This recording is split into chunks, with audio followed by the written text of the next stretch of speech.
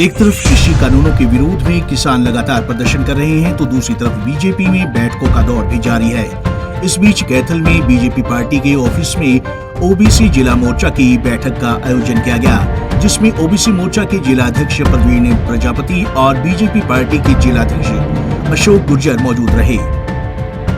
इस मौके पर ओबीसी मोर्चा के जिलाध्यक्ष प्रवीण प्रजापति ने कहा कि इस मीटिंग का उद्देश्य सभी कार्यकर्ताओं को एकजुट करना है और जो योजनाएं सरकार ओबीसी वर्ग के लिए लेकर आई है उनको आमजन तक पहुंचाना है, ताकि आमजन सरकार की तरफ दी जा रही योजनाओं का लाभ उठा सकें।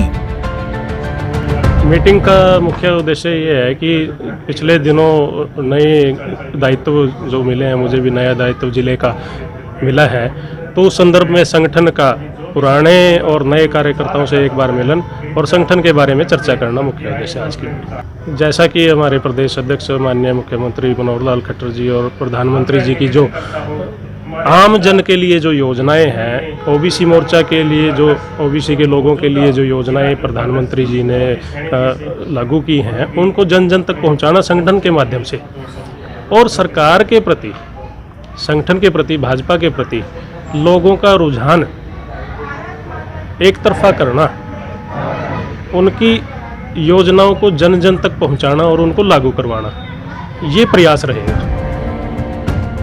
वहीं पत्रकारों से बातचीत करते हुए जिलाध्यक्ष अशोक गुर्जर ने कहा कि समय समय पर पार्टी के संगठनात्मक अग्रसर करने के लिए और पार्टी की रूपरेखा बनाने के लिए इस तरह की मीटिंग बुलाई जाती है, ताकि पार्टी को मजबूत किया जा सके।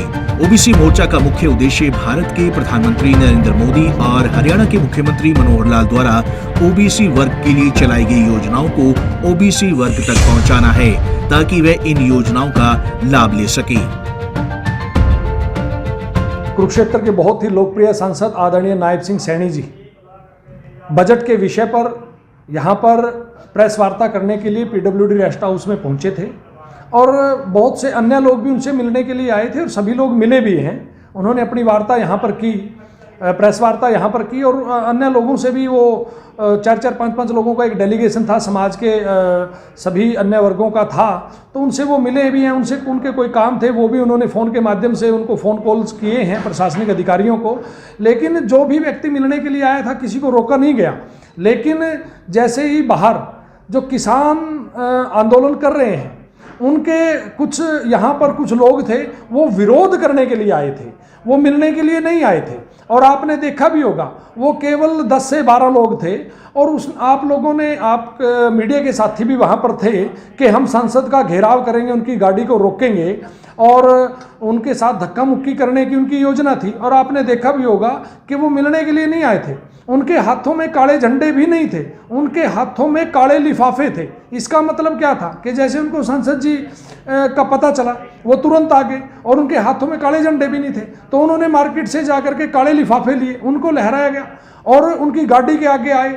ठीक है, अगर उनको कोई विरोध प्रदर्शन अगर कोई उनको करना है तो वो साइड में खड़े होकर के करें, किसी को कोई आपत्ति नहीं है। लेकिन गाड़ी को रोकना और जनप्रतिनिधि के काम में बाधा डालना, ये एक गैर कानूनी कार्य है। जो मैं सभी मेरे किसान भाइयों से, वो भी हमारे ही भाई हैं, किसान भाइयों से एक निवेदन भी करता हूं कि अगर उनके मन में इन 3 कृषि कानूनों के प्रति कोई विरोधाभास है या कोई बात उनके समझ में नहीं आई है और उनके मन में यह है कि वो कोई अच्छा सुझाव देना चाहते हैं, तो सरकार ये कहती है कि उनका सुझाव लेने के लिए तैयार है, उस सुझाव को मानने के लिए तैयार है। और देश के यशस्वी प्रधानमंत्री श्री नरेंद्र मोदी जी ने तो स्वयं कहा है कि मैं किसानों से केवल एक कॉल की दूरी पर हूँ। लेकिन जिस प्रकार से आज आप देखते हो कि किसान आंदोलन में आज वहाँ पर ना खेती की बात होती है, ना किसानी की बात होती है, ना एमएसपी की बात होती है, ना फसल की बात होती है। आज ये किसान आंदोलन कांग्रेसी नेताओं के हाथों में हाईजैक हो चुका है। आज वहाँ पर केवल और केवल वहाँ पर राजनीति हो रही है। और अगर किसानों के मन में किसी भी प्रकार की ऐसी कोई बात है जो इन 3 कृषि कानूनों के बारे में उनके मन में अच्छा सुझाव है, उसको मानने के लिए सरकार तैयार भी है। लेकिन मेरा ये कहना है किसान भाइयों से मेरी हाथ जोड़ करके विनती है, अगर वो फिर भी प्रदर्शन करना चाहते हैं, वो साइड में खड़े होकर के प्रदर्शन करें। प्रदर्शन करने का उनका अधिकार है, लेकिन एक जनप्रतिनिधि की गाड़ी को रोकना, उसके ऊपर मुक्के मारना, उसके ऊपर उनके शीशों के ऊपर मुक्के मारना, ये बिल्कुल गलत काम है। इसकी जितनी निंदा की जाए उतनी कम हो। बता दें कि इस बैठक का मुख्य उद्देश्य ओबीसी वर्ग के लिए लाई गई योजनाओं को जनता तक पहुंचाना था। वहीं इस बैठक में संगठनात्मक मजबूती पर भी चर्चा की गई। पंजाब केसरी टीवी चंडीगढ़ के लिए कैथल से ब्यूरो रिपोर्ट।